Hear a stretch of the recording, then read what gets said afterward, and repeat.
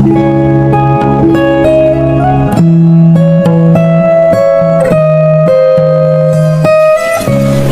serta perjuangan tiga ulama besar Indonesia di medan pertempuran melawan para penjajah yaitu Inggris dan sekutunya tanggal 10 November tahun 1945 di Surabaya, yang sekarang diperingati sebagai Hari Pahlawan.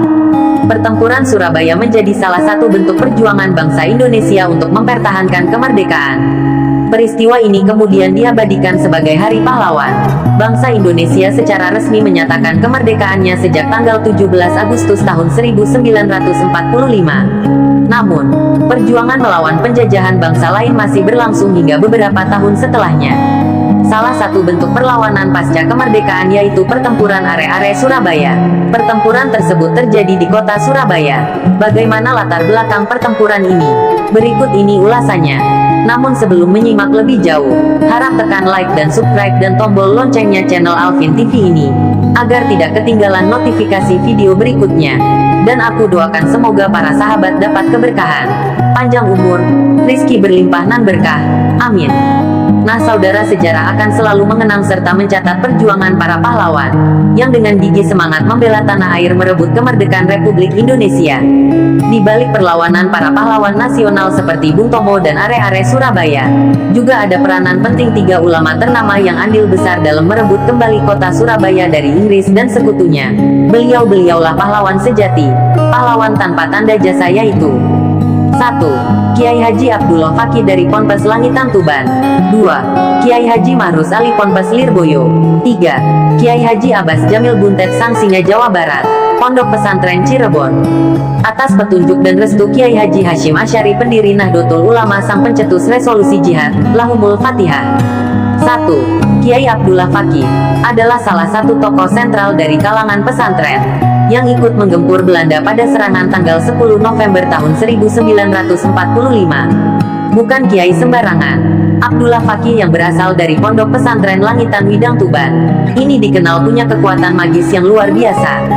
Gus Reza Ahmad Zahid, pengasuh Pondok Pesantren Lirboyo, yang merupakan anak dari almarhum Kiai Haji Imam Yahya Mahrus, menceritakan soal kesaktian Kiai Fakih. Menurut dia, berdasarkan cerita dari santri yang ditemuinya, Kiai Fakih memiliki tasbih ajaib yang jika butirannya diurai dan dilemparkan ke baling pesawat tempur Belanda, niscaya pesawat itu akan hancur lebur.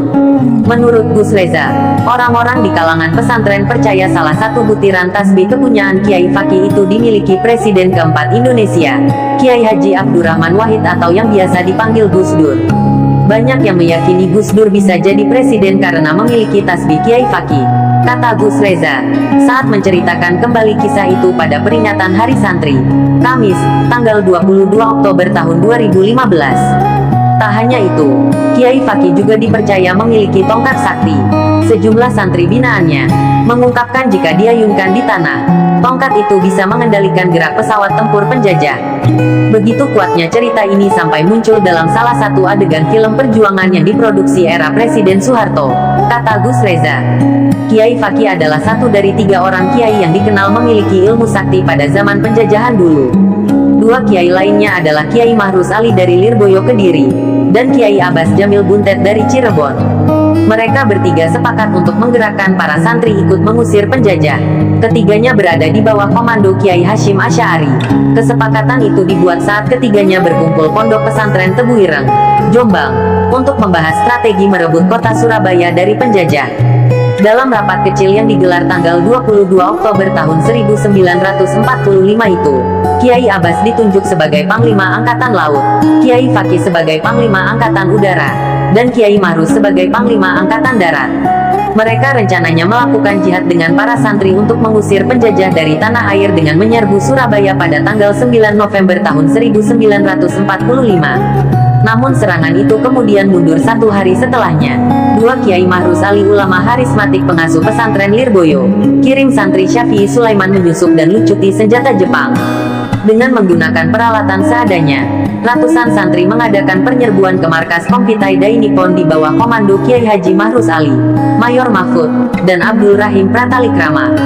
Santri muda, Syafi'i Sulaiman yang kala itu masih berusia 15 tahun, diutus oleh Kiai Mahrus Ali untuk menyusup ke markas Dai Nippon, guna mempelajari keadaan dan memantau kekuatan lawan. Setelah penyelidikan dirasa cukup, Syafi'i Sulaiman segera melapor kepada Kiai Mahruz Ali dan Mayor Mahfud. Invasi para santri itu berhasil. Atas kebijaksanaan Kiai Mahruz Ali, satu truk senjata hasil lucutan Jepang itu dibawa ke pondok pesantren Lirboyo, dan setelahnya diserahkan kepada Tentara Keamanan Rakyat (TKR). Kemerdekaan ini harus kita pertahankan sampai titik darah penghabisan, tegas Kiai Haji Mahruz Ali saat mendengar kabar dari Mayor Mahfud tentang pendaratan pasukan Belanda di Surabaya dengan membonceng pasukan sekutu di penghujung tahun 1945. Belanda rupanya tak ingin melepaskan begitu saja Indonesia yang telah dijajahnya sejak berabad-abad silam. Saat itu, Mayor Mahfud juga mengabarkan tentang terjadinya pertempuran sengit antara are-are Surabaya melawan tentara sekutu di seputar Tanjung Perak.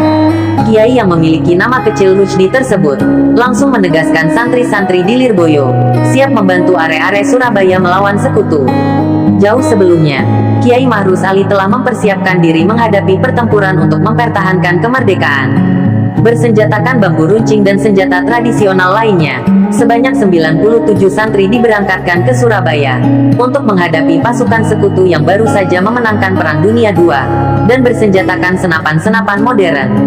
Di bawah komando langsung Kiai Mahruz Ali, para santri Lirboyo ini tergabung dalam Laskar Hizbullah dan Sabilillah. Bermodal keberanian dan semangat mempertahankan kemerdekaan Indonesia, para santri berhasil merampas sejumlah senjata lawan. Aksi perampasan senjata yang dilakukan para santri di bawah komando Kiai Haji Mahruz Ali terjadi jauh sebelum pecah pilawanan are Surabaya. Mereka sepakat melucuti senjata pasukan Jepang di markas Kompitai Dai Nippon di Kediri, yang kini menjadi markas Brigif 16 Kodam Febrawijaya, letaknya sekitar 1,5 km dari arah timur pondok pesantren Lirboyo. 3. Kiai Abbas Jamil Buntet Sang Singa Jawa Barat. Kedatangan Kiai Abbas Buntet ke Surabaya setelah pada tanggal 17 September tahun 1945 fatwa jihad telah ditandatangani oleh Hadratus Syaikh Hasyim Asy'ari. Fatwa jihad itu kemudian dikukuhkan oleh rapat para kiai pada tanggal 21 sampai 22 Oktober tahun 1945 yang dikenal dengan Resolusi Jihad ketika tentara sekutu dan NICA mendarat di beberapa kota termasuk Surabaya. Rakyat Indonesia siap menyambutnya. Proklamasi kemerdekaan telah membangkitkan semangat juang rakyat untuk melawan penjajah. Bung Tomo dari Barisan Pemberontakan Rakyat Indonesia berkonsultasi dengan Kiai Hasyim Asy'ari untuk meminta restu dimulainya perlawanan terhadap tentara sekutu Inggris. Namun, Kiai Hasyim Asy'ari mengatakan, tunggu dulu, Singa Jawa Barat belum datang. Baru diketahui kemudian bahwa yang dimaksudkan Singa Jawa Barat adalah Kiai Abbas dari pesantren Buntet Cirebon yang memiliki kelebihan ilmu karomahnya. Kiai Abbas datang ke Surabaya bersama adiknya Kiai Anas yang mempunyai kemampuan membaca situasi yang memang belum terjadi. Karena itu, Kiai Anas selalu berada di belakang Kiai Abbas untuk melindunginya. Atas restu Mbah Hasyim Asy'ari, berangkatlah Bung Tomo, Kiai Abbas dan lainnya bertempur melawan tentara sekutu di garda terdepan. Kiai Abbas pada saat melakukan perlawanan terhadap tentara sekutu Inggris dan NICA di Surabaya, terjadi cara perlawanan yang sukar dilogikakan. Dengan kelebihan ilmu karomahnya, Kiai Abbas dapat meruntuhkan pesawat terbang tentara sekutu hanya dengan mengarahkan tongkatnya ke pesawat terbang.